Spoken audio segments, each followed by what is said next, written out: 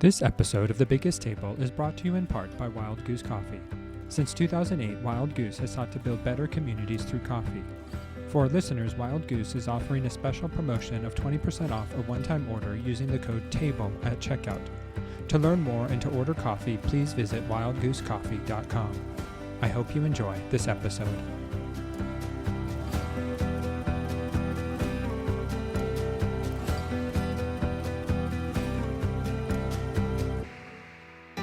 Hello, and welcome to another episode of The Biggest Table. I am your host, Andrew Camp, and in this podcast, we explore the table, food, eating, and hospitality as an arena for experiencing God's love and our love for one another. And today, I'm joined by John Anthony Dunne. Dr. John Anthony Dunne earned his PhD in New Testament at the University of St. Andrews in Scotland under the supervision of Professor N.T. Wright. He is an associate professor of New Testament at Bethel Seminary in St. Paul, Minnesota, where he has taught since 2017. And he's the author or editor of 10 books, including most recently, The Mountains Shall Drip Sweet Wine, A Biblical Theology of Alcohol, published by Zondervan Academic. Born and raised in Las Vegas, Nevada, John enjoys hosting cocktail parties, tasting events, and the annual SBL AAR reception each year, which is an international craft beer bottle share event. So thanks for joining me today, John. Excited to chat. Thanks so much for having me. Appreciate that. So, at this SBL AAR craft bottle share, what's the best bottle that somebody has brought that you're like, oh my goodness, I can't believe I get to try this beer?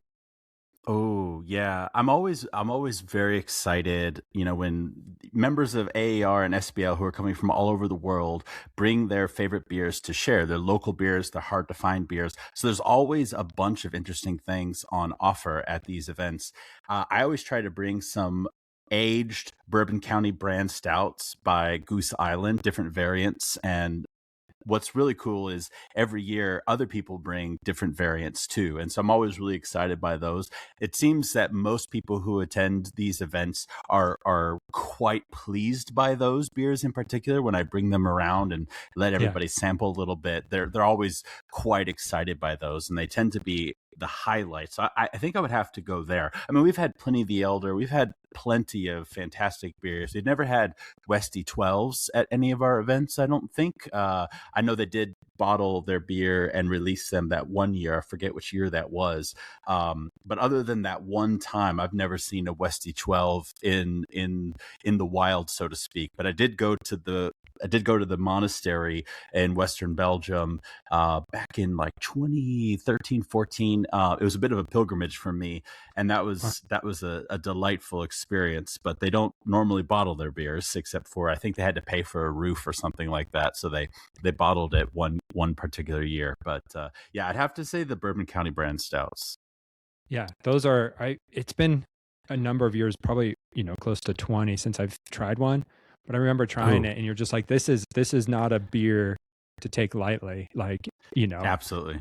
I think it's, it rounds out around 18%, if I remember. Yeah, it does depend on the variant. I think on average they're probably 14.5 to like 15 something percent. Okay. It does depend on the variant and the year. And of course I age mine, so they do lose a little bit of alcohol value over time, but not much, just as they're aging. I have some bottles over 10 years old, for example. Probably should drink them, but I like to host events and share them with people. I don't just pop these by myself. No, it's not a bottle you're going to drink in one sitting by yourself. I think exactly. I made that mistake the first time, and I'm like, oh, never again. Yeah, exactly.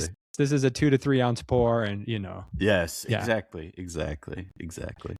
So, you're a lover of good food and wine, it seems. And so how has this love of food and beer and wine and alcohol, the totality, how has that grown inside of you? And like, what was this relationship growing up for you?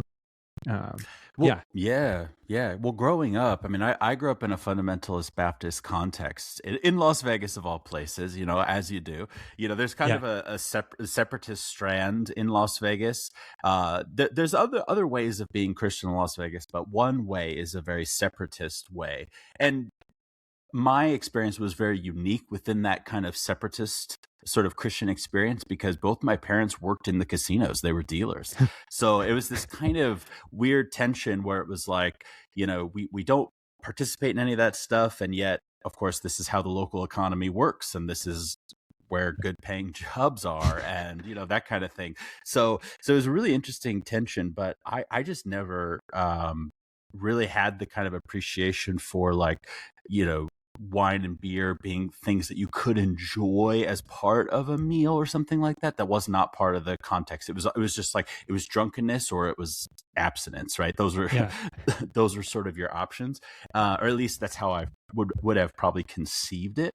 And I did appreciate food, but I would say my appreciation of both food and wine have grown significantly as I've traveled and experienced different things. And it started with craft beer, I would say, and that has snowballed into an appreciation of Scotch first, because I went to Scotland to do my PhD, and then into wine. The way I got into wine was my mom was off on Wednesdays, and after I finished my PhD and I was back home transitionally, I hoped it was transitional, I should say, when I was applying for jobs and and juggling 4 part-time jobs and trying to publish my thesis and all that stuff.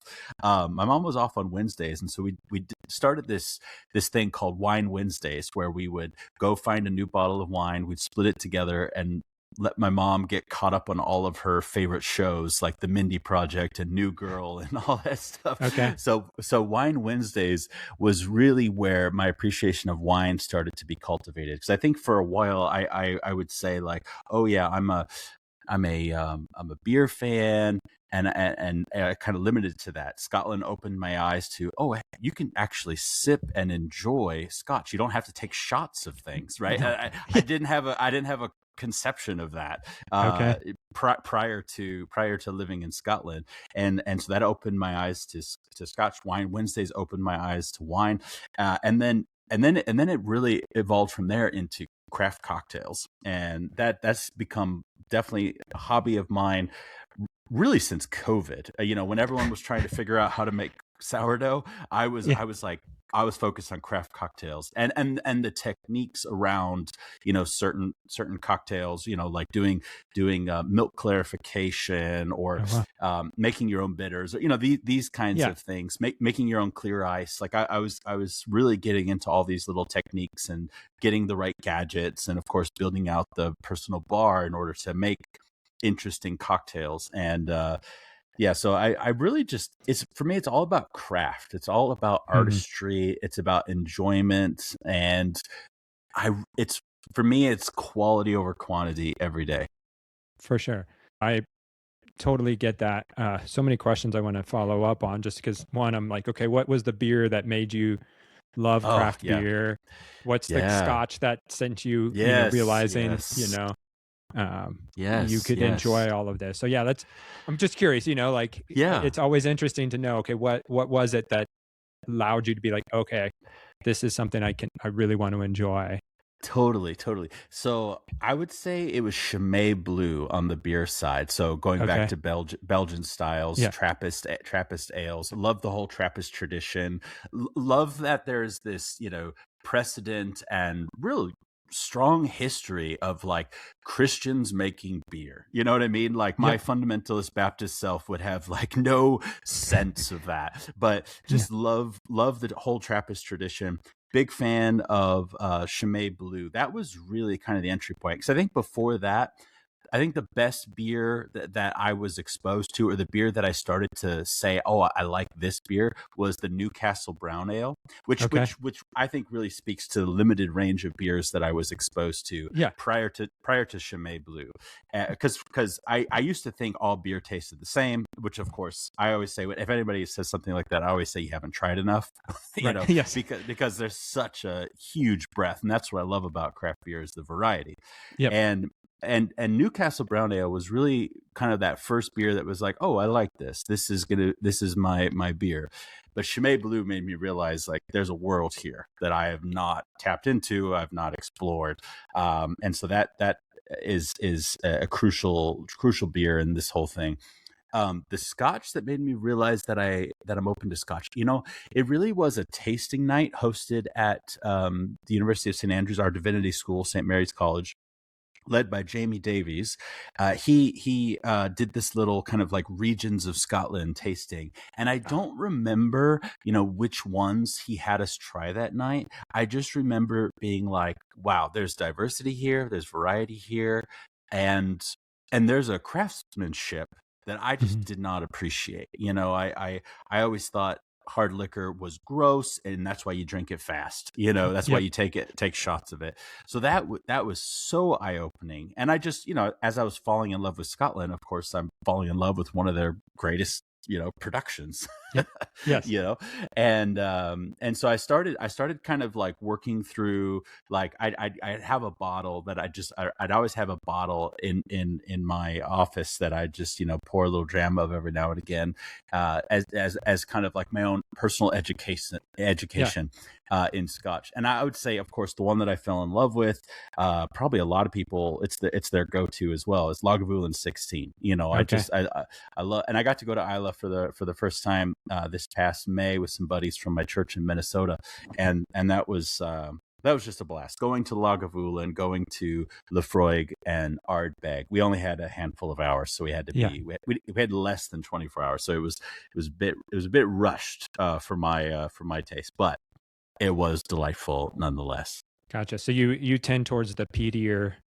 I do, but I love Balvenie as well. That would be my favorite Speyside. I actually went to Speyside first before I ever, went to Isla or anywhere else, and so I appreciate Speyside, but I do love more interesting peaty stuff. Although not like the kind of gimmicky peaty stuff, because there are some gimmicky ones out there. I more just appreciate its incorporation. I love the kind of maritime-y saltiness of certain distilleries on the coast. I also love what you can do with barrel aging, and the size of those barrels and what those barrels were previously used for. So Balvenie does a lot of cool stuff with different casks, right? Like the port wood, these different things that they do that are quite interesting. Obviously, the aging and whether or not it's cask strength factors in massively here too. So I just love that just breadth of a possibility. It's just exciting. The breadth of Scotch, the breadth of craft beer is mind blowing. I think people associate certain things with cheapness, or like you said, it's shots.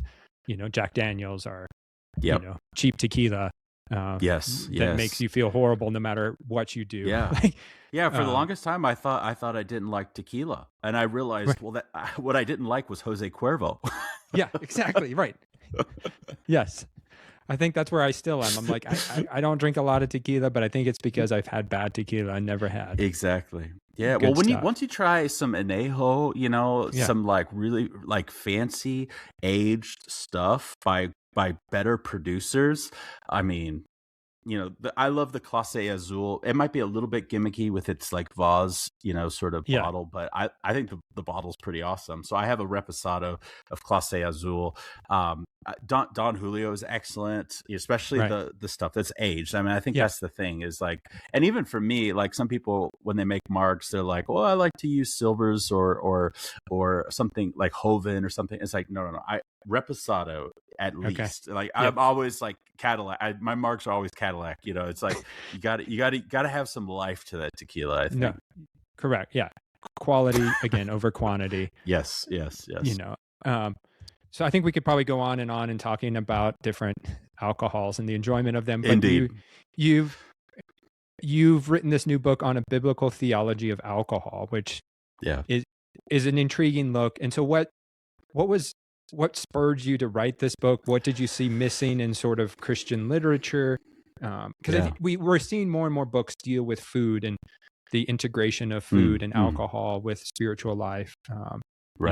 With wine, it's Gisela Kreglinger, a great voice for us. But your book takes a different look. And so I'm curious what led you to write this work? Yeah, totally. I think honestly that my fundamentalist Baptist context has a lot to do with it because, when I first started our blog, The Two Cities, which became a podcast and a blog in 2020, we started back in 2011. My very first blog post, when I was trying to think about, okay, what are we going to launch with? What should I do a study on? I decided to do a two-part study on alcohol in the Old Testament, alcohol in the New Testament.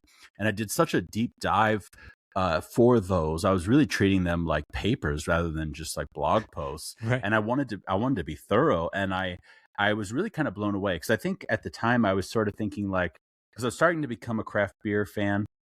This is right before I went to Scotland, and I was like, I wonder if like maybe there's something I'm missing because of course when I grew up in my fundamentalist Baptist context, I had very negative views of alcohol.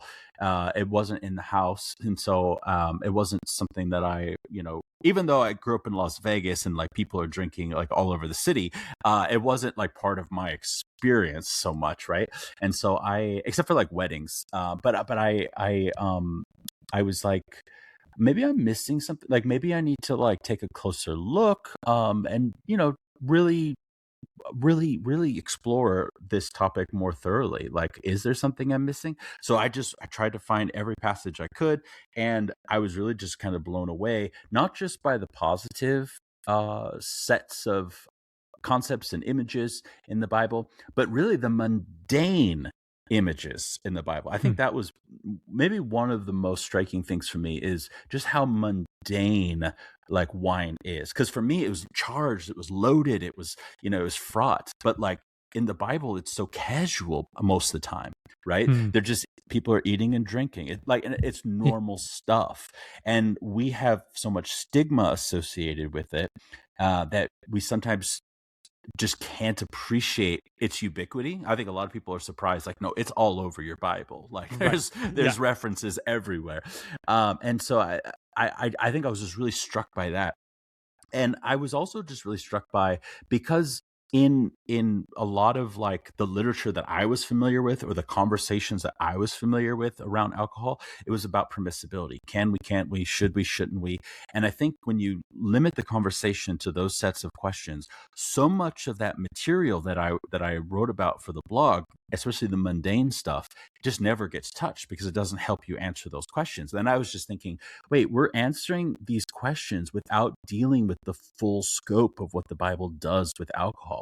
We're picking our favorite passages, and on each side, whether you're like a teetotaler or somebody who appreciates wine and beer and stuff, you have your go-to passage. Well, Jesus turned water into wine. Well, Proverbs says don't even look at it, and it's Right. like and it's just volleying back and forth and not thinking about like, oh, how does this stuff all fit together, and how does the full breadth of what the Bible does with alcohol relate to this question, and not just a handful of passages. And so that was really one of the things that I thought once I finally was thinking about this as a book project, because I knew I had laid the seeds for a possible project, but once it became this like possibility, because of Katja Edzondervan's nudging, I thought, yeah, there's definitely a need for a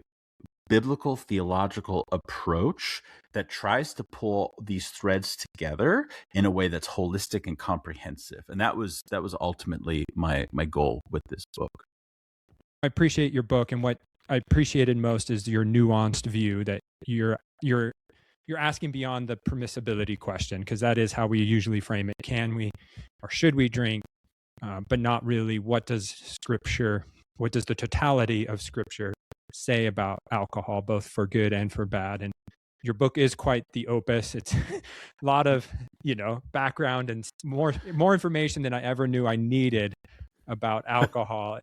But for listeners, where should we begin in Scripture to look at alcohol, or what are some key guiding passages that can help a normal person think through the image of alcohol, the use of alcohol, the enjoyment, the dangers of alcohol in normal life? Yeah. So the way that I decided to approach this book and this topic was to kind of organize all of the information thematically, because one of the things that I always feel when this topic comes up, thinking about, well, what does the Bible do with wine? What does the Bible do with alcohol? Is this kind of um I would say kind of simplistic way of reducing the topic to a single concept. And so often that's something like, well, the Bible represents joy and blessing in the Bible. And of course, that's true, except for all the places where it's not true, right? There's a handful of places where it represents something quite drastically different than joy or blessing. And so I wanted to try to highlight that nuance by organizing the chapters thematically. And so each chapter kind of runs through the Bible in some ways to kind of explore a nuanced theme around this topic. And the way that I sort of conceptualize this is it's sort of like how you have different varietals of grapes that make different kinds of wine. Similarly, there's different varietals of the symbolism of wine in the Bible. So just like you've got your Merlot and your Cab Sauv and your Sauv Blanc and plenty of other, cultivars and varietals of wine, beyond just the like 30 or so that like you know, the average wine consumer might be aware of. There's just like thousands and thousands of varietals. It's insane. And those are just the known ones, right? There's like thousands of known varietals. Rather than just think about wine in the simplistic way, I wanted to sort of say, well, you've got different varietals. And so let's if you like, make wine with, just this theme, and let's make wine with just that theme, and then let's make wine with just that theme, and really kind of trace it out and play out how does that theme or that sub theme related to wine sort of express itself. And so when I think about like where to begin, it's sort of like, obviously you could begin on page 1 and start reading your Bible, right? Because as much as this book is about wine, it's really a book about the Bible. And I hope that there's hermeneutical implications, biblical theological implications that relate to much more than just this topic that can be of benefit for any reader of wine or any reader of their Bibles, and not just people who enjoy wine or enjoy beer, but anyone, even someone who's a teetotaler, even somebody who's abstinent, because all of our Bibles have all of these references, right? And so I think, of course, you could start on page 1, but the very first reference to wine and drunkenness, of course, is the story of Noah. And the book of Genesis is an interesting text if you just sort of start there, because Noah kind of represents this kind of like inventor saga, borrowing some language from Old Testament scholars, where it's kind of like Noah is like Frankenstein, right? And he's made this monster, this invention that he can't quite control, right? And so he's overcome by his invention and ends up drunk, right? And so you kind of have this like, not realizing how powerful your experiment is, sort of story. And of course he ends up naked, and his family sees it, and there's that the whole story as it plays out from there. But this, Genesis is really interesting because you have this drunken story with Noah, then you have this drunken story with Lot and his daughters, and the kind of sexual exploitation there. In both cases, you have this kind of like overwhelming exploitation story. But then, another one is, Jacob, and how he is sort of tricked by his father-in-law through getting drunk as well. It's more subtle, but it's still there, And these aren't the only stories related to wine, just drunkenness, right? Because you have Melchizedek with the wine and the bread, and you have Abraham before that, or Abraham also in that sequence doing eating and drinking and hosting a mishteh, which is a feast, as it's often translated in our Bibles. But that elides what the feast is about, because when you hear the word feast, you think food. and you think like the best food, but that's not what mishte refers to. And mishte refers to drinking. It's a Mm. drinking party. Drinking is the focus, and so there's references to a mishte gadol, a great feast, which means a lot of drinking. Yeah. But that's usually elided in our English translations. But carrying on with this like theme of drunkenness, you have these stories of exploitation and taking advantage, but then you have Joseph and his brothers. And it says that they're getting drunk when they're reunited. And this is before Joseph has revealed his identity. But it says that they're getting drunk, and there's no like exploitation. There's no violence. There's no sexualization.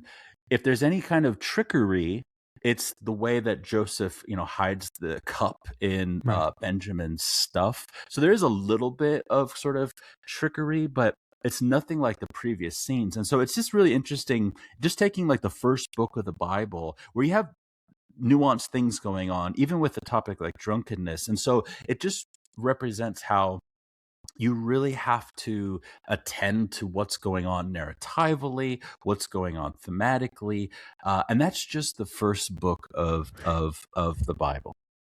Right.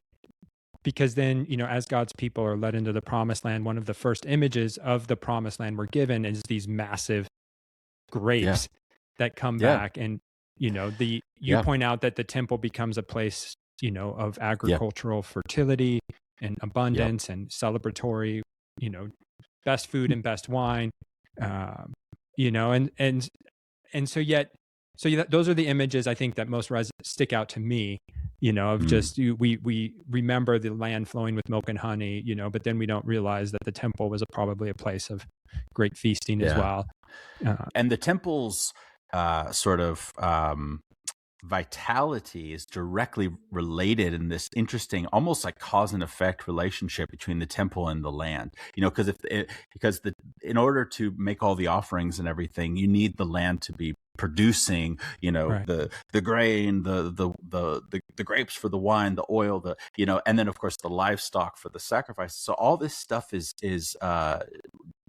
needs to be thriving. You need the right conditions. You need the right like international, like national and social relationships with other like clans and tribes and peoples. They can't be like warring against you and destroying your stuff. All these conditions need to be met in order for the temple to be thriving. But then also when the temple is thriving and when the people are participating rightly, that's one of the things the prophets really kind of get at. When it's working rightly, that then has this kind of like backwards sort of like causal relationship on the land. It perpetuates the land's fertility and the land's abundance. And there's this really interesting kind of symbiosis and dynamic where they both are interrelated to each other and mutually beneficial. And so you see the inverse of that as things go awry, as the covenant curses are poured out, for example,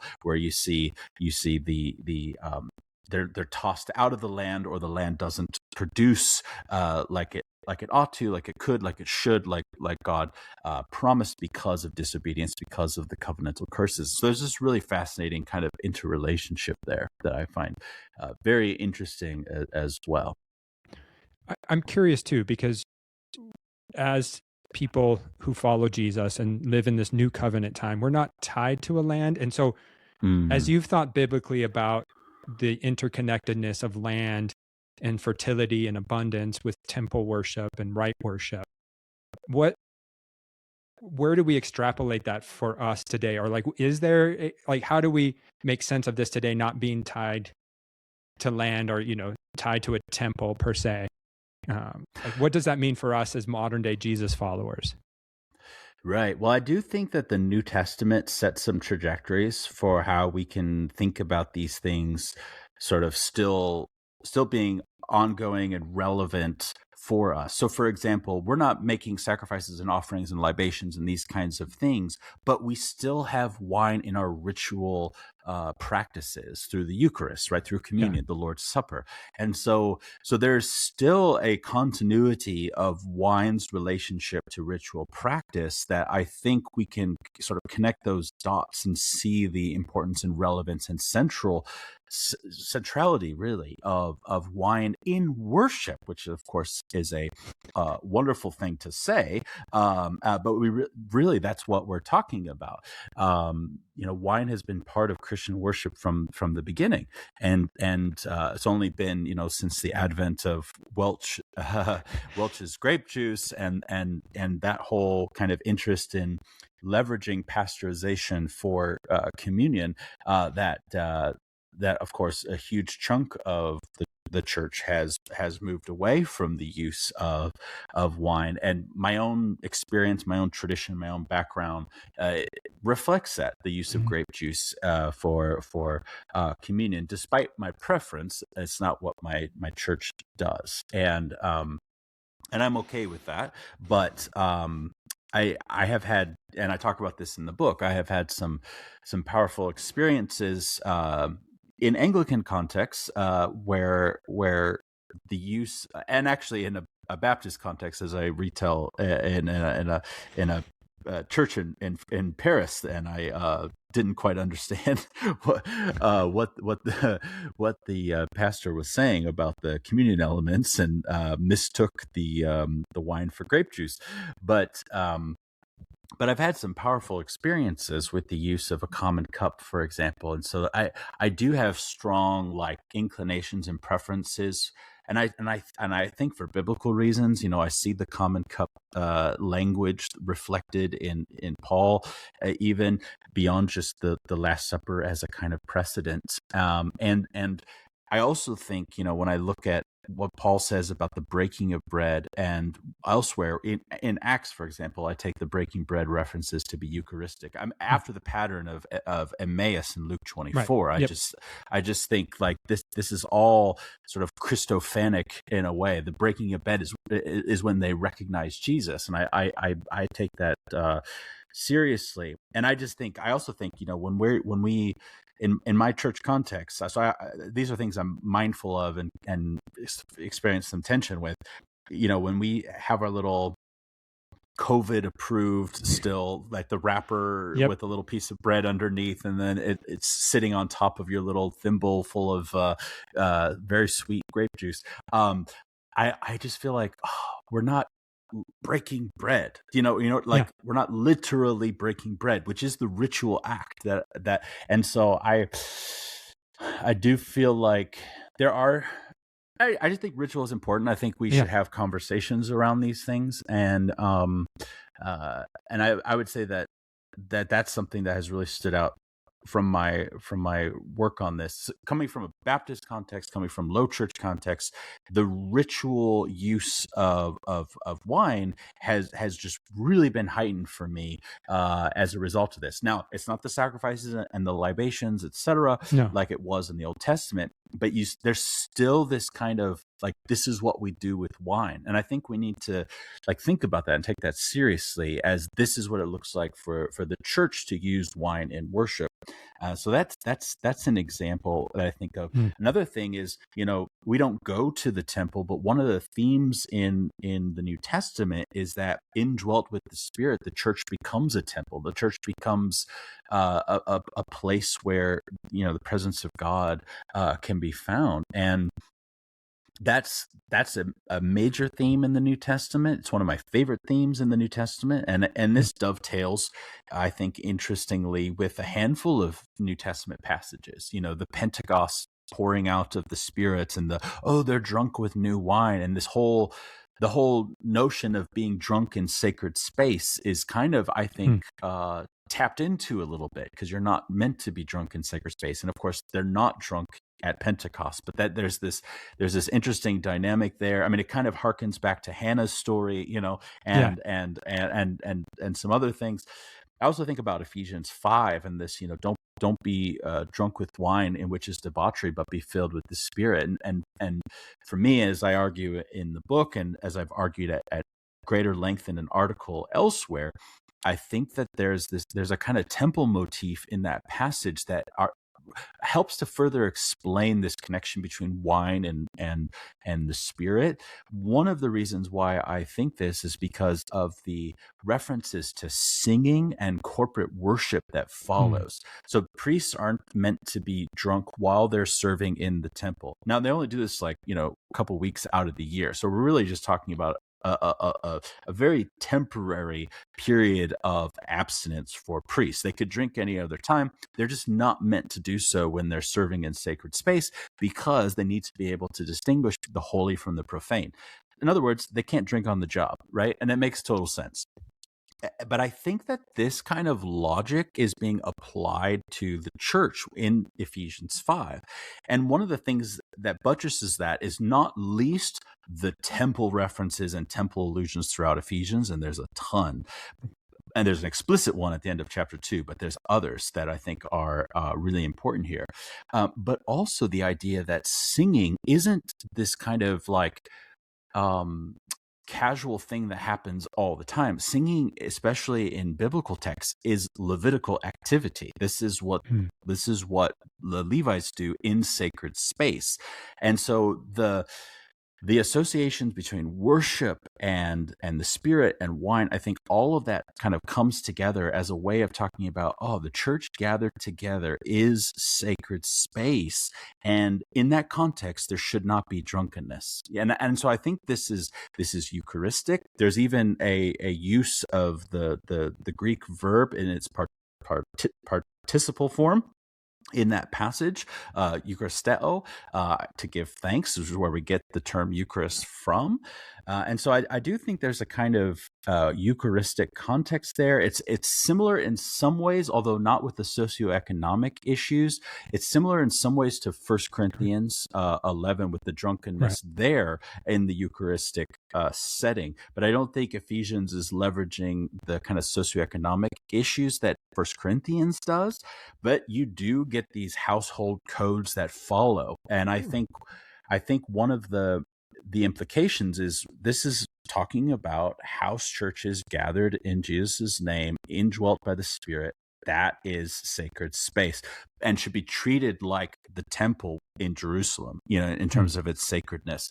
And so you're right. It's not the same sort of thing, but there are threads and there is continuity and there's trajectories that give us a sense of seeing how there are things that we can glean as a church, as Jesus followers, from the Old Testament, and it's very interesting and different uses of wine and ways of thinking about wine that are still applicable and still relevant and still something that we can learn from and apply. And I think you see that in some places in the New Testament.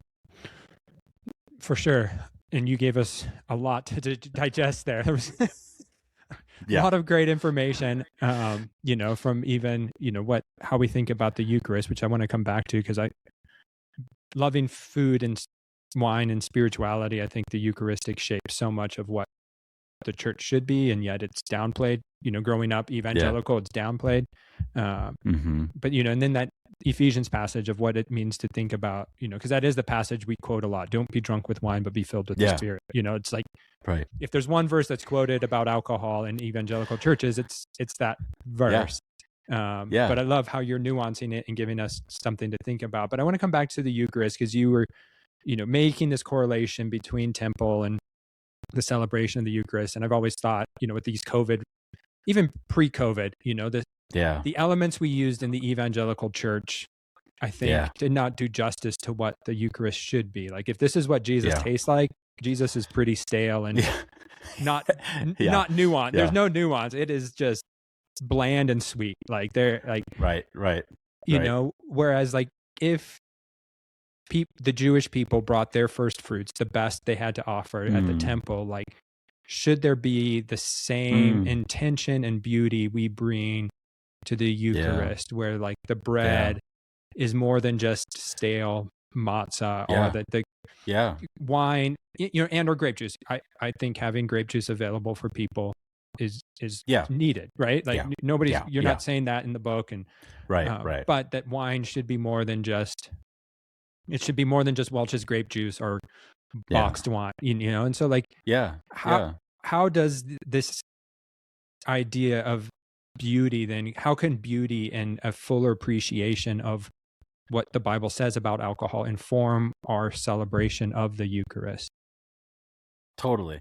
Yeah, I like the point, and it's not one that I make explicitly, but the idea that, we could be using better stuff, and we should be using better stuff after this precedent and model of, offering the best. And not least when we're saying that, like, this represents the body and blood of Christ. And I want to say it does more than just represent, to be clear, but it at least represents. And Right. um, yeah, why wouldn't we want the best to represent him? And that interdynamic of, like, culture, like, our best, right? Thinking about Christ meeting us, and what we're sharing with him is some of the best stuff that we have made. And I just think, yeah. Now, it'd be one thing if we're talking about, like, good wine, or like port in the case of, like, common cup type situations. But even in the case of grape juice, or like non-alcoholic wine, there's de-alcoholized wines that are pretty good, that are much better than Welch's grape juice. And just for any listeners who aren't aware of de-alcoholized wine, it's the idea that you let the wine ferment, and then you remove the alcohol through a couple of different possibilities, different processes, and you can remove the alcohol. So then it is non-alcoholic, but as opposed to Welch's grape juice, it actually went through a fermentation process. Yep. Welch's grape juice never does go through that process. So I do think, like, things like that, like just thinking about the de-alcoholized approach, better wine in that regard, at least. I think that's something. I like the idea of, like, especially smaller churches can get away with this, but like baking what we're going to, like, consume together, and I want to say not just baking, but breaking what we're going to consume together. I think that's the ritual act that we really ought to be incorporating. I think it's pretty clear in the New Testament. But yeah, I guess I'll just affirm that I really appreciate that point, and I don't quite make it in the way that you did in the book, and I do agree with it. And I think I think we could definitely do a much better job, even in our low church settings. I think we could do a much better job of improving our Eucharistic practices to be better reflective of scriptural precedent and the significance of the ritual. Yeah. I've always had this idea, this dream of walking up to a church and smelling the fresh baked bread. Like, what would that do to people as they're entering into worship if they're smelling the bread baking, or, that just coming out of the oven? Because there's nothing like walking into a home where bread has just been baked. Like, there's some. Yeah. And I grew up with a mom who baked bread. So it's like, it's obviously ingrained in me. Like, there's core memories associated for me. And fortunate enough to have those core memories. But the smell of baked bread brings something totally out of people. And so I think, that, we're taking this beyond the alcohol ideas, but just what does the Eucharist mean, and how does it enhance our like, what does the Eucharist need to be to actually help us engage Jesus in ways that remember our embodiedness, remember the goodness of creation.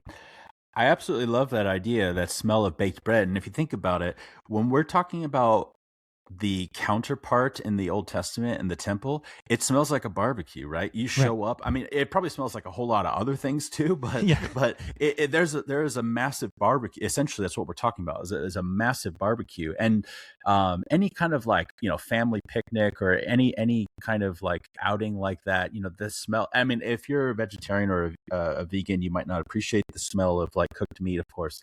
But I think a lot of people do appreciate that smell, and the Bible talks about it as a pleasing aroma. In other words, God appreciates that smell too, right? And so I think that's, like, really significant. So the idea of like that smell of baked bread, I mean, that has a lot of scriptural precedent, and so I love that idea. And it would be great if, I mean, I know like at my church we're getting too big for something like that. But that would be just a fantastic ministry, like, oh, what do what ministries are you involved in? Oh, I bake bread. Like, yes, that's awesome. Right. Exactly. And when you're talking about serving people a little piece, you're not talking, a Yeah. lot of bread that is needed for each Sunday. Yeah. Exactly. That's true too. Yeah. And again, size makes, things complicated for Totally. churches. But the prophets also have a lot to say about vineyards and wine. And I think the prophets, given what's going on politically, culturally, the prophets are getting a lot of play right now. It feels, Yeah. And so how does wine and vineyards factor into the prophets? And then what does that mean for us in this already not yet ideas? Because I think there's a lot at play here. Totally. So I love the prophets. The book is named after a prophetic line from Joel and Amos, the mountains shall drip sweet wine. I took a handful of classes on the minor prophets, so the book of the 12, as it's, more preferably called, and just absolutely love Amos in particular. Amos is probably my favorite of the book of the 12. Just really enjoy the critiques, the socioeconomic critiques. And one of the things that we see is that, the kind of predominant concern as it relates to, drunkenness, because they are concerned about drunkenness. They're concerned about how that relates to exploitation of resources, how that relates to leveraging one's own leisure, such that there's an abdication of one's responsibility to the poor and the marginalized. And so there's a really strong socioeconomic critique in the prophets that also relates to this topic. But despite that, when the prophets anticipate what it looks like for God to restore everything, to restore Israel, to restore the temple, to restore the land, to restore creation, there's just an abundance of wine. And I think for them, who a lot of people are living at subsistence level, who are below it perhaps, and who are in need, and what that would represent to an agrarian society where things are highly precarious because of weather and enemies and whatever else, and even so many factors, but what that's going to speak to them as it reflects stability and as it reflects economic an economic boon and these sorts of things, beyond just like, oh, I get to have a bunch of good wine and I won't run out of wine at my next party, right? But that, like, this means stability and economic success and so many other things. I think that is just really powerful. And so, for us, we don't live in that same position of need and desperation. And so, the wine, the mountains dripping with sweet wine. I mean, my total wine has a ton of wine. Bevmo has a ton of wine. All these places have a ton of wine. And so I think one of the things is that we really need to cultivate the enchantment and posture that ancient people had with wine. For us, it can just be very casual and very like mundane in a way that I would say cuts against the heart of what's going on in Scripture. They don't understand how fermentation works. They don't understand exactly what's going on with wine. So for them, this is like a divinely touched beverage, right? This is something that has its intoxicating powers because of some, like, let's call it miraculous set of circumstances. Whereas, in our modern day, we understand fermentation. We have just gutted the enchantment from wine. It's ubiquitous in ways that it wasn't in the ancient world, and we have this kind of scientific post-enlightenment way of like talking about wine and everything. And I just think there's an enchantment that we really do need to cultivate again. The good gift of wine, like Psalm 104 talks about. God gives all of these great things, and one of those things is wine to gladden the human heart. And do we really believe that that's what wine is, that it's God's provision for us? And when it is so common, and I can just go to any grocery store, except in Minnesota. You can't do this at a grocery store in Minnesota, but I could just go to like any grocery store in most states and buy cheap wine, buy a lot of it, that it loses some of its enchantment. It becomes something so easy that we might miss, and we might fail to reflect on how it is God's provision and it can be God's goodness to us. And so I think we really do need to work at cultivating that posture and that heart attitude, because that's the posture that the biblical authors have. No, and it reminds me just of Gisela's quote of every sip is a prayer. Like to sip is to pray. Yeah. And that's her work is really like, what I love about it is like, okay, there's a space for the sommeliers and the experts, but like wine tasting is in this beautiful thing that, okay, what does it do to us? What does it help us imagine, our core memories, our beliefs, our experience of Jesus? And so I love that enchantment. And like you said, there is such a glut of wine available where, we can, winemakers can manipulate vintages to taste. So they're the same, right? Like everybody wants, right. Whereas to taste sort of these smaller wineries who are still doing it for a craft or love of the land, love of the grape, love of the process. Like there is a uniqueness, and it goes back to what you said of quality over quantity. Like, sure, I can go get whatever alcohol I need from my local grocery store. In Arizona, we can do it. We lived in Utah for a while. You had to make sure that the state liquor stores were open. You have to have a liquor license too, right? Or like some kind of like permit. Or no, not anymore. I was gonna say in the past it used to be like that, I think. It was weird. Utah has their own uniqueness. Love them. But when it comes to alcohol, it's a weird place. But we can go get whatever we need whenever we want it, which does the beauty of the process. Totally. It doesn't do that process well. Totally. So I think to think through, okay, what does it mean, to love, if you do drink alcohol, what does it mean to love alcohol in a way that does honor to the earth, to the gifts, to what it means, versus just, buying a handle of Evan Williams,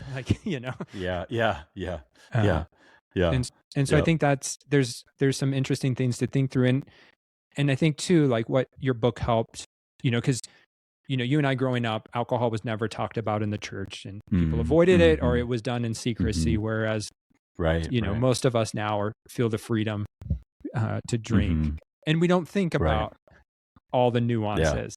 And so, like for our generation, for us who had, grown to appreciate the love of the beverages, and, what do we need to be aware of from Scripture that to like, guide us, maybe realign us, or, make sure we don't veer too far off track? Yeah. So in terms of veering off track, so I do think that, there are some very clear warnings in Scripture, right, about excess, about drunkenness, and these sorts of things.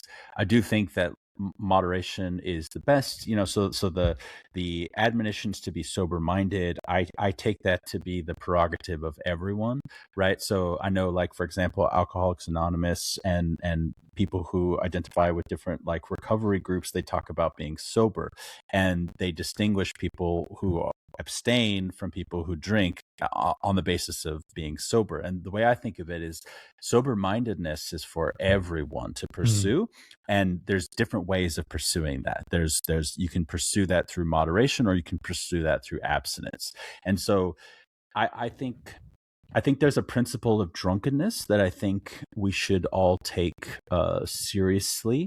Like I said, other than that passage with Joseph and his brothers, when drunkenness is brought up, it's usually negative, and either narratively you see exploitation towards sexualization, or exploitation towards violence or judgment, or there's explicit like prohibitions or restrictions as it relates to drunkenness that we should take seriously as well.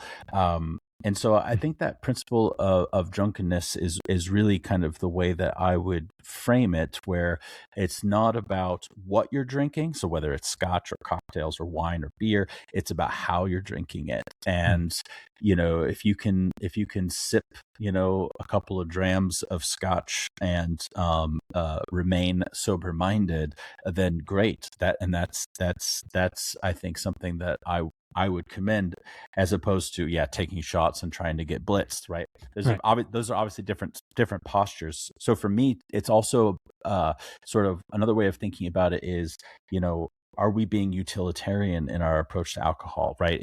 Are we using alcohol as a means, and the goal is drunkenness? If that's the case, then we are, I think, being inappropriate with our use of this great gift. If the wine is the goal itself, right? That it's to enjoy this thing, the beer to enjoy this thing, this cocktail, this scotch, whatever it is. I think that is an important principle. For me, like I think about this with coffee. I can be very pragmatic about coffee. Now, I love coffee. I'm a snob. I mean, I just made a really nice Ethiopian pour over before I sat down for this. I'm really snobby about coffee. I really like fancy hipster coffee spots. I really like getting into, where the coffee is from and everything. But in a pinch, I will make a Keurig. I hate it. I really do. I really do.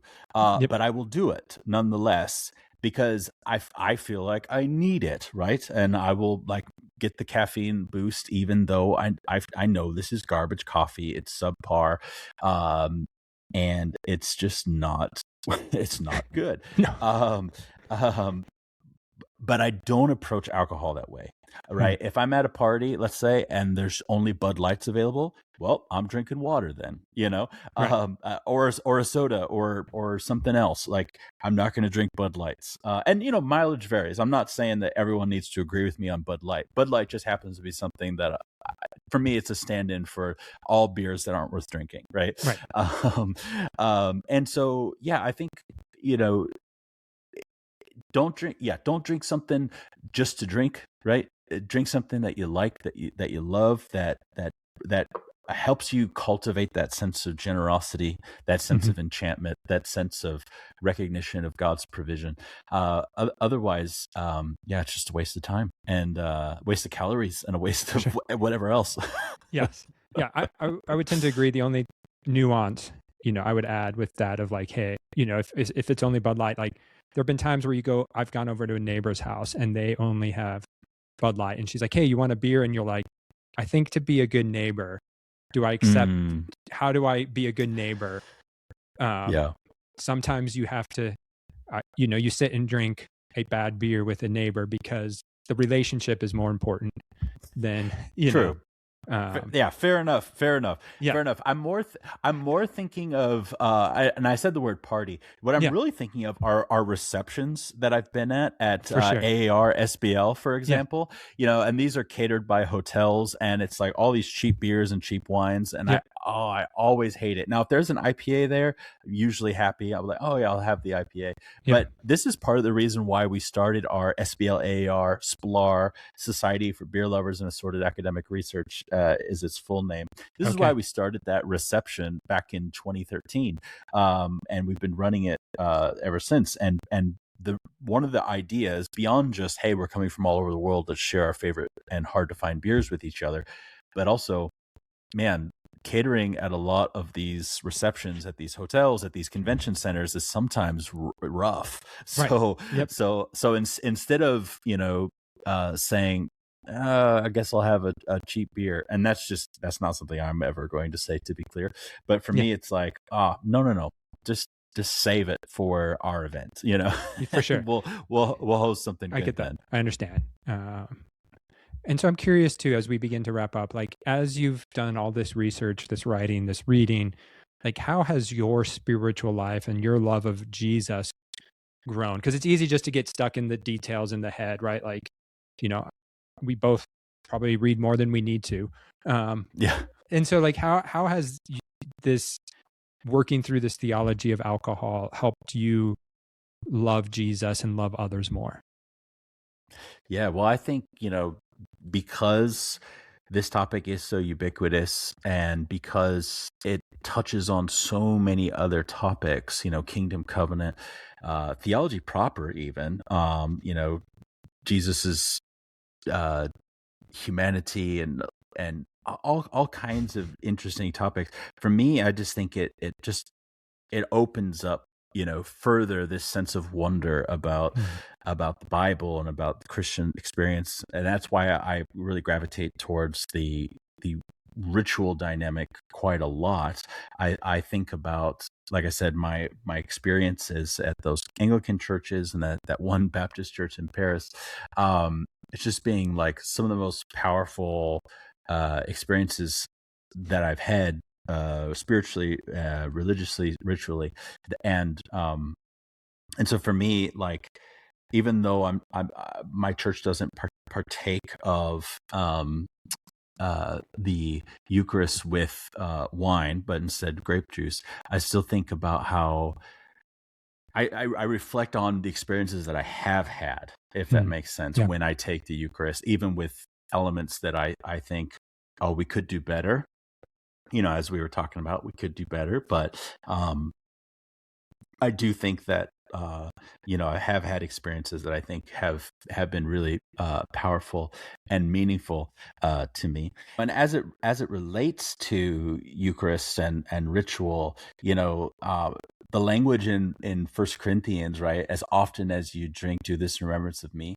There's a discussion that I saw once, and I don't think this works exegetically. But there's a discussion I saw once where it's not about as often as you drink this cup of blessing. So we're talking about a cup that has been ritually blessed, right? As often as you drink this, do this in remembrance of me. But I saw one person say it's not about that cup of blessing so much as it's anytime you drink wine. So in other words, every time you drink wine, every time you drink of any cup, do it in remembrance of Jesus. I don't think that works, but I have to say I really like that. Yeah. And there's nothing wrong with having that sort of a posture. And so that has been something that I have tried to cultivate. Again, going back to this point about enchantment and appreciation, recognition of God's providence and God's love. Thinking about that every time you take a sip. And as Paul says, do all things to the glory of God. Yeah. And that's another way of saying this, but just thinking about, as often as you drink this, as often as you drink anything, do it in remembrance of Jesus. I mean, it's about the blessed cup in the ritual practice of the Eucharist, but I do think I quite like the idea of every sip of wine. At the Gisela comment, as you mentioned, zu trinken ist zu beten, right? The German expression, to drink is to pray. I do think that there is this similar heart attitude of, every sip of wine can become a reminder of what wine in the Bible is ultimately pointing towards, which is the blood of Christ. And that's how I sort of understand the kind of culmination of the biblical theology of wine, is that it's all pointing towards the Eucharist. And I articulate this more fully by saying each of those individual varietals that we've kind of looked at in the book, that may seem disparate in their nuanced sort of articulation, they all culminate into this blend that is the Eucharistic wine, that all of these themes find their goal, their culmination in the Eucharist. And so for me, it's all pointing towards how wine in general makes us and should make us think more about Jesus and what he's done for us and how God has provided for us in Jesus and in all sustenance. But yeah, so that for me, I think is really the heart of it, is just seeing how all of this is it's not just a literary thing. I wrote about it in the book, but it's part of how I think about the wine that I enjoy, and the beverages that I enjoy, with friends and family, and and just seeing how all of that can be worshipful, For sure. and so the inverse, I think, it's that drunkenness is a distortion of worship. And so there is a kind of sharp edge to this, because all of God's good gifts can be abused and distorted. And wine is, of course, is no exception. But I think it highlights that, that the proper moderate consumption of wine, in reflection on God's goodness, is worship. Yeah, for sure. I love that. And I, in the wine world, I sell wine, and so get to taste a lot of good wines. And every now and then, we'll share with other distributors, right? Like you'll be sitting around, and meeting with clients, and hey, you got to try this. And it's always fun when you can surprise somebody with a wine and that they get goosebumps, and like you get to see them enjoy it, right? And they're not cognitively or explicitly worship, right? But there is something like you see a guy who has lived 30 years in the wine world be surprised by a wine. And you're like, it's cool to watch people take out the the analytics of it and just enjoy it and be like, wow, this wine gave me goosebumps. Like, you can still be surprised, and to taste something, you're like, wow, like, okay, this is phenomenal. It's beautiful. Yeah. And some fun questions to wrap up centered around food. What's one food you refuse to eat? Oh, bananas and mayonnaise. Oh, wow. Okay. There was no hesitation in this Just one. Full stop. Yep. Together, separate, doesn't matter. Bananas and mayonnaise. Man, mayonnaise though. Like, yeah. So I always think about substitutes for mayonnaise. So cream cheese, sour cream, avocado. So deviled eggs. Try deviled eggs with avocado instead of mayonnaise. It will make it a little green. You put a little piece of bacon on top. You got green eggs and ham. Everyone will love it. Everyone will love it. Okay, fair enough. On the other end of the spectrum, what's one of the best things you've ever eaten? Oh dear. Oh gosh. Well, I mean, I'm obsessed with Thai food, so I think, certain curries are up there. I'm also somebody who, like, when I travel, I like to go to like Michelin star restaurants and just like splurge a little bit. Yeah. The last one I did was in Adelaide. So I was in Barossa. I was doing, a bit of wine tourism, and I went to this fancy restaurant. I was all by myself. Normally you think of a place like that, that's a place you go on a date, right? Yeah. So I did it all by myself, and it was such a, like, almost like a spiritual exercise, because normally when you're spending that much money on these little plates that are just full of little subtleties and nuance, right? You're just reflective. But when you're in a conversation with somebody, you're maybe talking about the experiences that you're having, but you're talking about other things too. So I was sat there for 3.5 hours, with all my different plates and the different wines that were paired with them. All I could do was be reflective and be mindful and be grateful.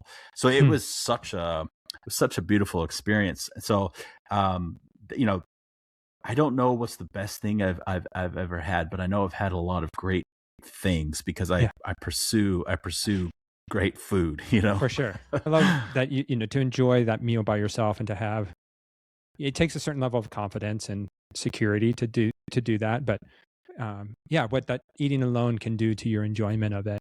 Because in your own reflexive, because yes, when you're in conversation, you may not enjoy it all, but then you can share and bounce off like, hey, did you taste that? Or did you Totally. taste that? Oh, totally. Or, Yeah. And it's not that my experience is the best way to go about it, but I just realized that there was No, a value in for doing sure. that, Yeah. you know? Yeah. Exactly. And finally, there's a conversation among chefs about last meals, as in if you knew you only had one more meal left to enjoy, what would it be? So if John had one last meal, what might be around his table? Oh dear. Oh dear. Uh I feel like that's one I would need to like seriously think about. And it's probably For the sure. one where after I answer it, I'll be thinking about, oh, I should have said this, or I Yeah. should have added that. Or, Right. oh gosh. Well, like I said, I do love Thai food, so you know, and I'm an eclectic person, so maybe in a kind of a Thanksgiving style way, I would definitely want like, you know, some red curry, Hmm. you know, like roast duck, red curry of some kind. Um, I I also love like steaks, like the way my dad grills steaks. I yeah, one of my dad's steaks, and oh dear, this is really difficult. There's a barbecue shrimp dish at this fish place in Las Vegas that I usually get at least, you know, every time I come home to visit my parents, and um, I just order a ton of bread, like extra. It comes with bread, but I order even more because all I want to do is dip up the sauce because it's For just sure. so good.